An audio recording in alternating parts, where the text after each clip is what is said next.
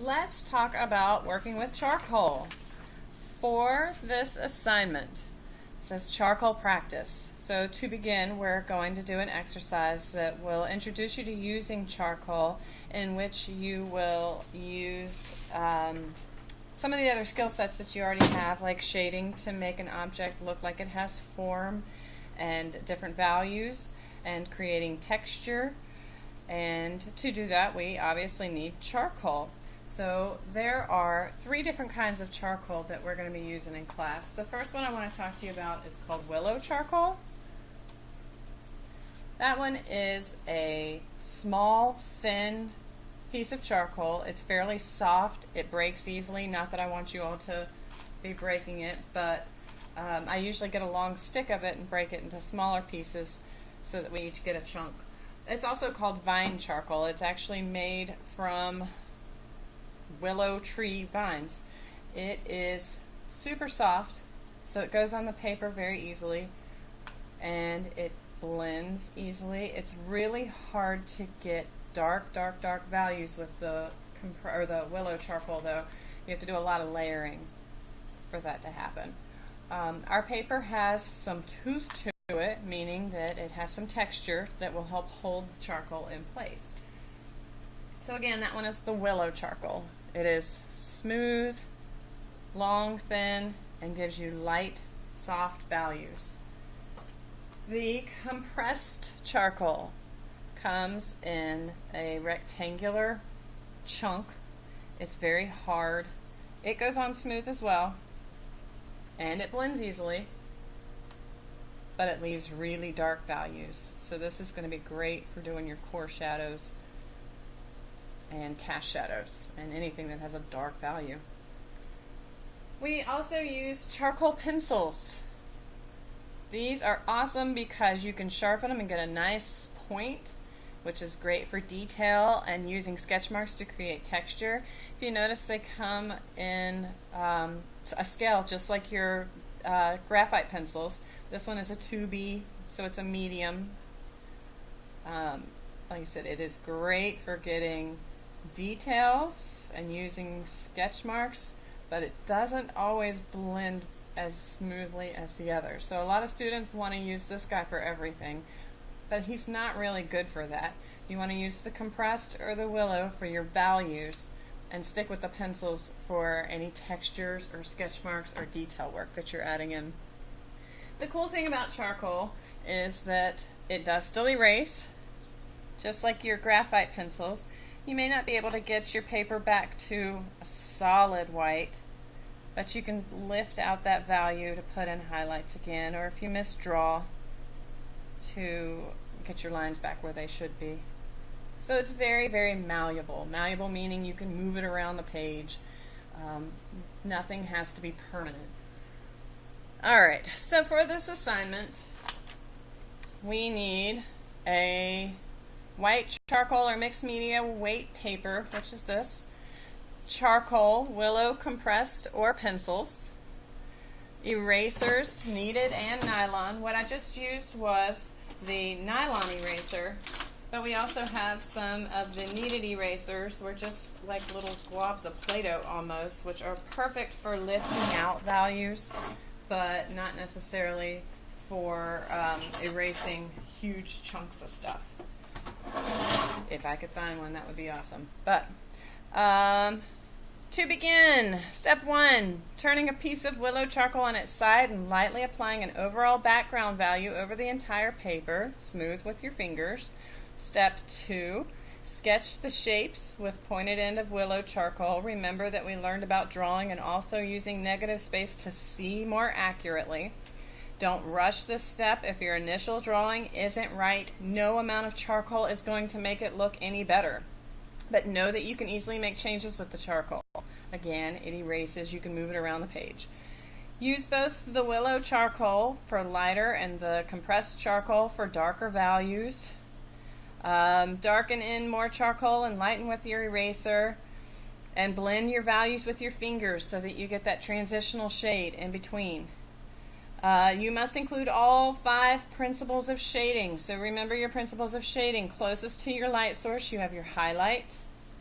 The overall value of the object where it blends from the light to the dark is called the shade.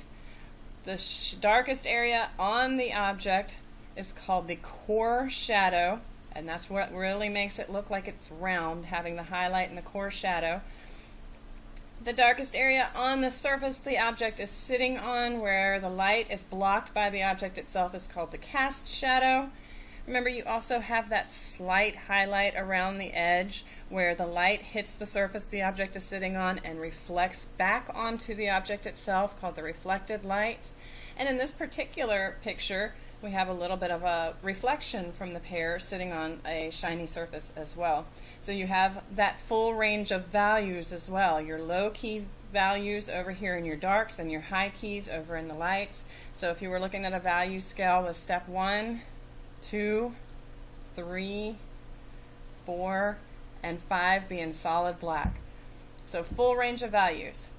Use sharp edge of eraser and or charcoal pencil to add sketch marks and refine, sign your work, and spray following directions on the spray fixative can. Spray fixative holds everything together. It is not a 100% fix. It will still smear, but it kind of helps hold everything in place. If you're in a pinch and you're at home and you don't have spray fixative, hairspray works. So we want to start with the willow charcoal and get that overall value.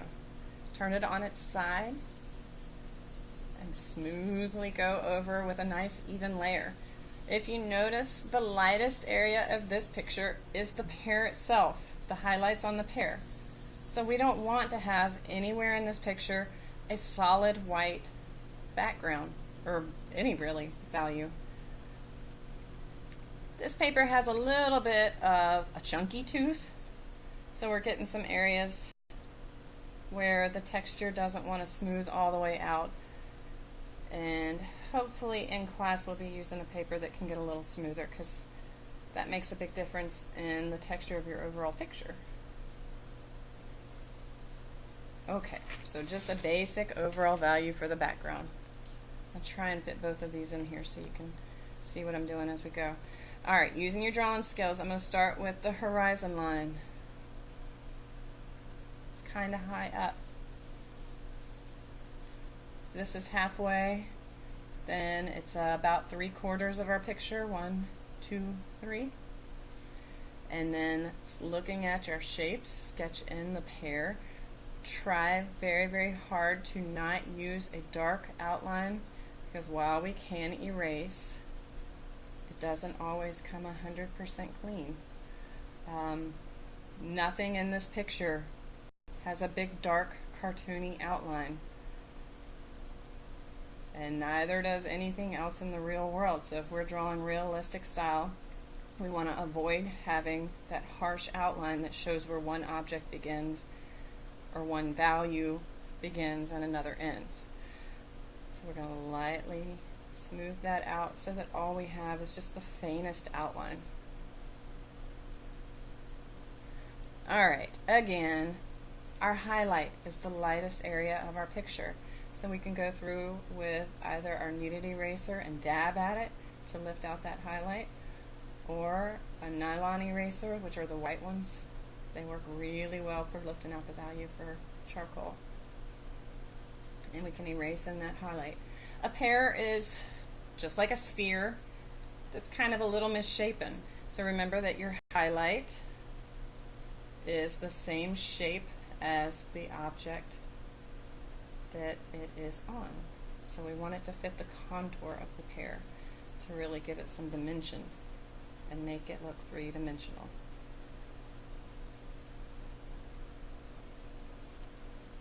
Alright, can blow off our little crumbles. So again, we want to use that soft, light charcoal, the willow charcoal, to work on making that value transition from the light highlight into the core shadow.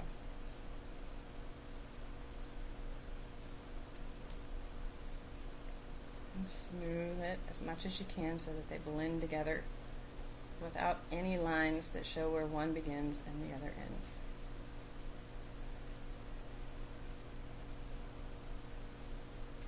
Alright, remember we have that reflected light that slight highlight. It's not a level 1 value, it's still kind of a medium value. It just is a slight highlight. So using the compressed charcoal, instead of going right up against the edge, I'm going to go against the edge at the top, but as I get closer to where the cast shadow is, I'm going to kind of come in from that edge a little so that I don't lose that reflected highlight. If you do, always you can go in with an eraser and pull it back out. But I'm just kind of tracing along that edge to give it some shape. And then we'll blend that inward. As you're blending, think about how the charcoal is going across the paper that can help make the contour of the shape really stand out. So I'm blending in a curve with my finger to help give the pear some form.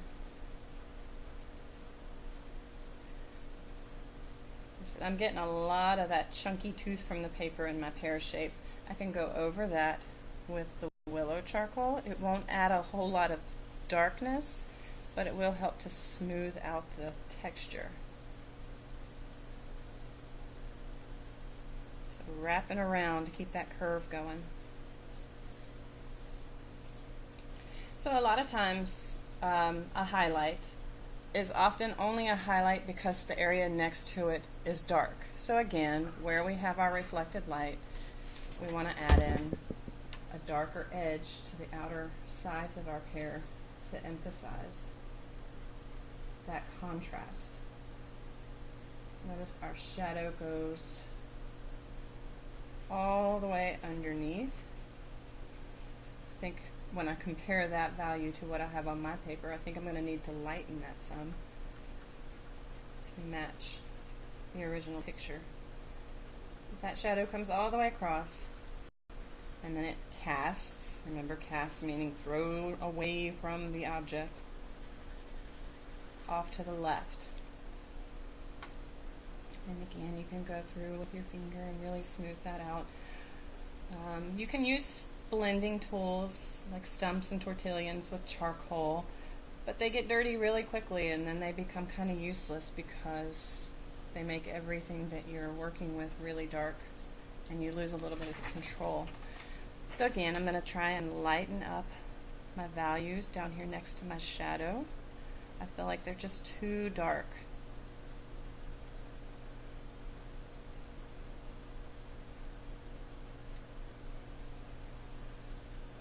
I can use that charcoal pencil to crispen that edge though. It is a very, very sharp edge, very clean lines.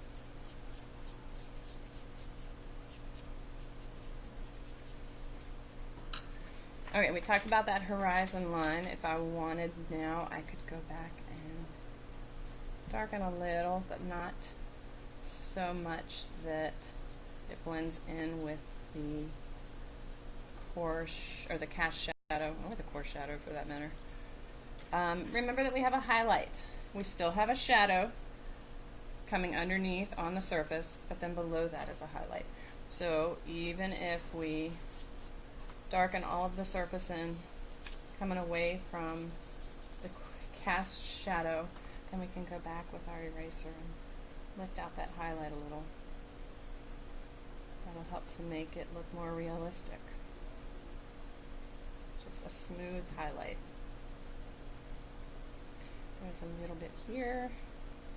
In addition to really looking and seeing the shapes with your eyes when you're sketching out your hair, really looking for value contrast is making how you make something look three-dimensional. It's so subtle, the differences. There's a light, and then a dark, and then a light, and that's truly just going back and forth and adding in the light and the dark is how to make something look three-dimensional. So we have our basic pear shape in. We'll come back and work on the texture part later, but for now I want to go in and try and get the leaf shape. And I feel like I've taken a really long time on this already, so I'm kind of going to rush. We've got this leaf that crosses over the top of the pear, I think. Comes out over the horizon line, curves down and has a dip in the edge. Because the leaf is mostly dark with a highlight around the edge, I can use this pencil to sketch it in and not worry too much about ending up with an outline that can't be blended into the form. Just remember, we don't want a black cartoon looking outline. That's a big no-no.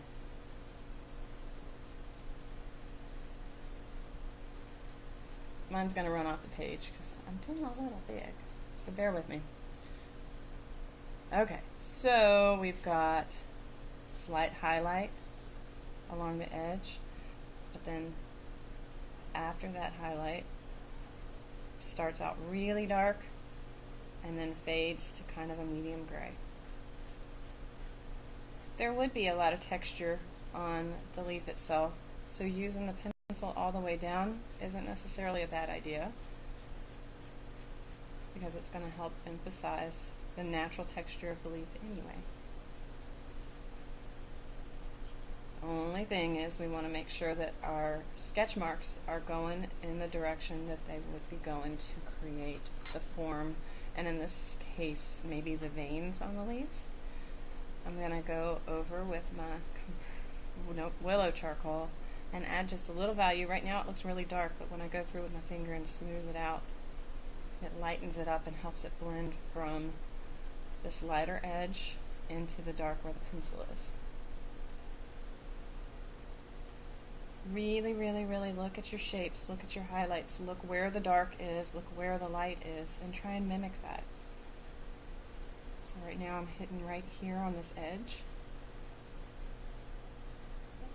and then bringing that down the length of the leaf.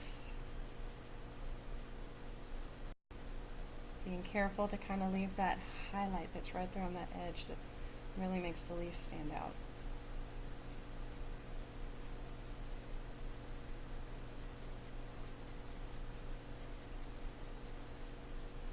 Notice it gets lighter here. There's a little bit of a highlight on the curve of this leaf, and then dark again underneath because it's shadowed.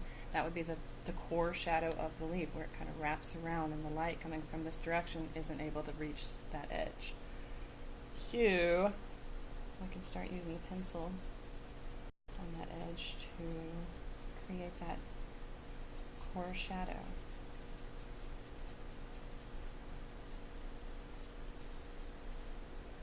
Sharpen the edge of it to make sure it looks clean, that the pear and the leaf are two separate objects. And again, blend that inward. Take the willow charcoal and soften your edges. Just got it turned on its side and I'm kind of just scribbling it in because we don't want too much texture there. It is getting kind of dark. So again, I can go back with my eraser and lift out some of the value to make it look like the picture. Some of you have seen my wonderful, I call it my magic eraser. These are, they're actually called electric erasers. They're available online and through art supply companies. They cost anywhere from about $5 to $20 each. They have a battery and a button, and then refillable erasers. To change the eraser, you carefully slide out this clip and then slide the eraser in or out. They come in just little long erasers that you slide in and out. Then you put this back in carefully. They are awesome because when you want just a slight highlight, something really subtle, normally you would have to move your hand back and forth to get the highlight, which means you're erasing out more than you need. But with this, you just press the button and lift around the edges. Now, I order mine, which means that if it breaks, I don't have another one, and assuming I have budget, I can buy more, but we still have to wait for it to come in. So I need for you to be extra careful with it, because if you are playing with it, chasing people around and they're knocking it out of your hand, it's going to hit the floor and it will fall apart, and we won't have an eraser to use. So, yes, you may use it. No, you may not play with it. I'm adding in that darkness there. I'm going to work on the stem here to kind of speed things up. Notice there's a dark side of the stem and a highlight on the stem. Keep that going up through the edge of the paper.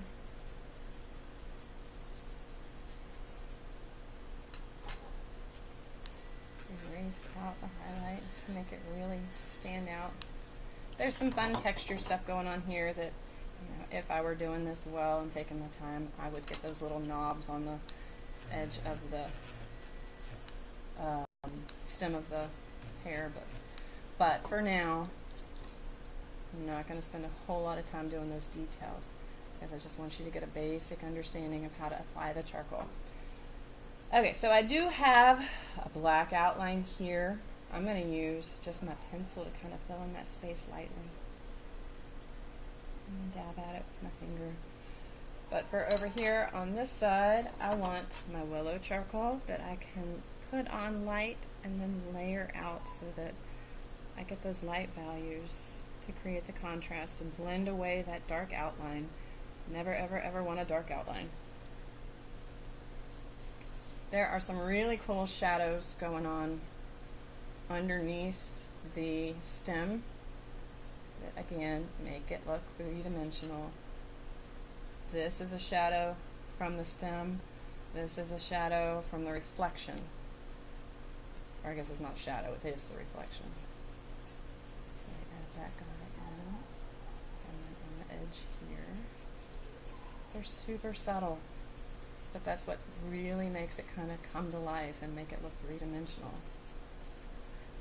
And then going back, adding in our horizon line.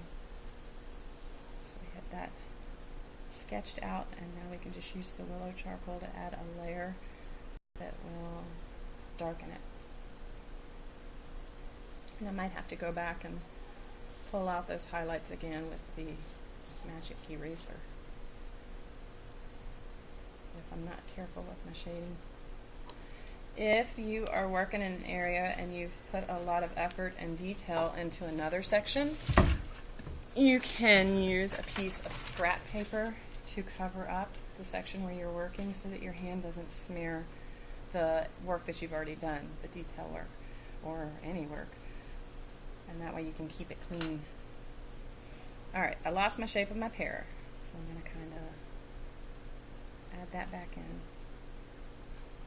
And now to get some of, let's shake out our eraser crumbles, some of the texture into the pear, I would just use this nice, soft, light willow charcoal, add in a loose little shadow that represents where the leaf is blocking the sunlight from hitting the pear.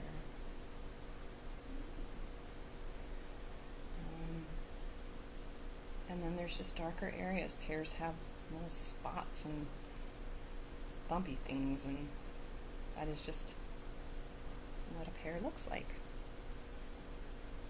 So again, that might be a little too dark, but I can lift out the value.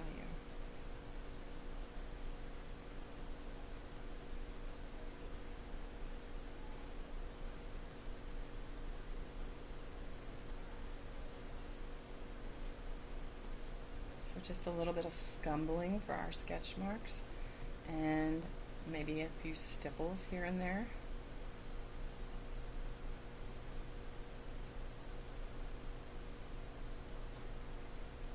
And we could keep that going all over your pear to help make it look like it has a natural texture, natural markings.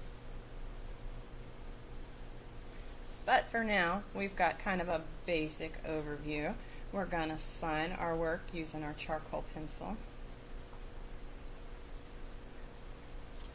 I will spray your charcoal work because it has chemicals in the spray fixative that are known to the state of California to cause birth defects, and I don't want to be responsible for damaging your reproductive organs. or unborn fetuses. So I won't do that while you all are in the room. In fact, I take it outside where there's fresh air and spray your charcoals, let it dry, and then again, that just helps keep everything in place and from smearing, but it is not a fix-all. You cannot just rub your hands all over it and move on from there. I hope this has been helpful. You all will be working on this, and I will come around and help you out with getting everything right. But first off, I want you to remember to avoid that dark outline. Remember your 5 principles of shading: the highlight, the shade, the core shadow, the reflected light, the cast shadow. And remember, you want to use all 5 of your values. So solid white with your high keys, value 1, light gray, value 2, medium gray is value 3, dark gray is value 4, and black is value 5. And don't forget to use your sketch marks to add in your textures, and really, really look at your shapes and look at the different value changes.